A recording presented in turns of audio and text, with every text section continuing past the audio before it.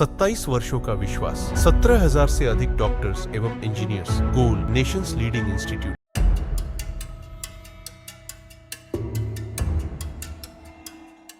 नमस्कार, आप news foundation देख रहे हैं। मैं हूं आपके साथ वंदना। यूं तो रक्षाबंधन के दिन बहन अपने भाई के कलाई पर राखी बांधती है, लेकिन बिहार के सियासत में एक अलग गठजोड़ देखने को मिला। बता दें कि बिहार के उप मुख्यमंत्री सम्राट चौधरी आज केंद्रीय मंत्री जीतन राम मांझी के आवास पहुंचे, जहां उनकी मुलाकात जीतन राम मांझी सहित हम पार्टी के राष्ट्रीय अध्यक्ष और जीतन राम मांझी के बेटे संतोष कुमार सुमन से उनकी घंटों मुलाकात हुई। घंटों बातचीत में जाहिर सी बात है राजनीति पर गहन चर्चा हुई है। जिस तरह से बीते समय में आपने देखा होगा, चाहे वह चिराग पासवान हो या फिर जीतन राम मांझी हो, इनके तेवर कुछ अलग दिख रहे थे, लेकिन आज इन सब चीजों पर से जो है पर्दा उठा है। कहीं ना कहीं जो भी नाराजगी थी जीतन राम मांझी की, वह अब जो है उनकी नाराजगी दूर हुई है।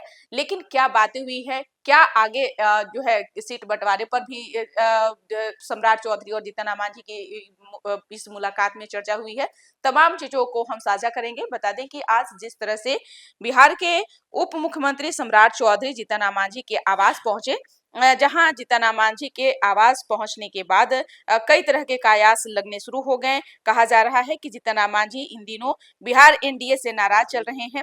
8 अगस्त को सीतामढ़ी में मां जानकी मंदिर के शिलान्यास कार्यक्रम, जहां गृह मंत्री अमित शाह पहुंचे थे, वहां से जीतन राम मांझी की गैर हाजिरी जो है चर्चा का विषय बना हुआ था। साथ ही साथ जीतन राम मांझी और सम्राट चौधरी की मुलाकात जो है कई मायने में सियासी गलियारों में हलचल इस तमाम चीजों को लेकर के अब तेज हो गई है कि बिहार के उप मुख्यमंत्री सम्राट चौधरी ने आज केंद्रीय मंत्री व एनडीए के सहयोगी जीतन राम मांझी से मुलाकात की। लेकिन मुलाकात सामान्य नहीं है बल्कि खास है। अमित शाह के कार्यक्रम से जीतन राम मांझी की दूरी रही है।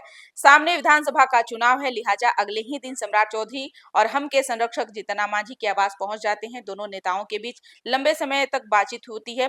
इस दौरान नीतीश कुमार और मुख्यमंत्री नीतीश कुमार को लेकर के भी चर्चा हुई और साथ ही साथ नीतीश कैबिनेट के मंत्री व हम के राष्ट्रीय अध्यक्ष संतोष सुमन भी मौजूद थे। लेकिन मुलाकात के बाद सम्राट चौधरी बिना कुछ बोले हुए चुपचाप वहां से निकल गए हैं। लेकिन महज कुछ ही महीने शेष बचे हैं, बिहार में विधानसभा चुनाव होना है और बताया जा रहा है कि जीतन राम मांझी और सम्राट के बीच जो आगामी विधानसभा चुनाव को लेकर जो है कई बातें हुई है, लेकिन सीट बंटवारे पर अभी भी मंथन जारी है। बता दें कि जीतन राम मांझी इस बार विधानसभा सीटों को लेकर अड़े हुए हैं। वैसे तो उनका डिमांड है कि हम 40 सीटों पर चुनाव लड़े, लेकिन 20 से कम लेने को तैयार नहीं है।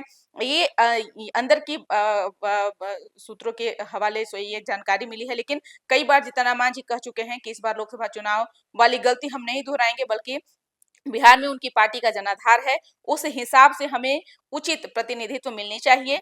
लेकिन इस मुलाकात के बाद हम पार्टी के राष्ट्रीय अध्यक्ष और बिहार सरकार में मंत्री संतोष कुमार सुमन ने मीडिया से मुखातिब होते हुए कहा कि मुलाकात के बाद हम यह जो मुलाकात है यह बल्कि औपचारिक है, लेकिन कोई बात खास नहीं हुई है। गया में प्रधानमंत्री नरेंद्र मोदी का कार्यक्रम है, इसकी तैयारी को लेकर भी बातचीत हुई है। एनडीए में कोई नाराजगी नहीं है, समय पर सीट बंटवारा हो जाएगा। लेकिन सीट बंटवारे की बात तो बात की बात है, लेकिन फिलहाल जिस तरह से जीतन राम मांझी के तेवर अलग दिख रहे थे, सुर बदल चुके थे, नाराजगी जो थी वह भी साफ झलक रही थी। लेकिन इस मुलाकात के बाद जीतन राम मांझी का क्या ये जो नाराजगी है वह कम होगी? क्या जीतन राम मांझी सीट बंटवारे को लेकर के कॉम्प्रोमाइज करेंगे? इन तमाम चर्चा का जो अटकलों का बाजार है वह तेज हो चुका है। न्यूज फाउंडेशन वह खबर आप तक जरूर साझा करेगा। आगे क्या कुछ बिहार की राजनीति से जुड़े हुए अपडेट हैं, इसकर बस इतना ही। अब तक आपने हमारे चैनल को सब्सक्राइब नहीं किया है तो कर लीजिए और साथ ही साथ मेरे फेसबुक पेज को यानी न्यूज फाउंडेशन के फेसबुक पेज को जरूर फॉलो करते रहिए। धन्यवाद।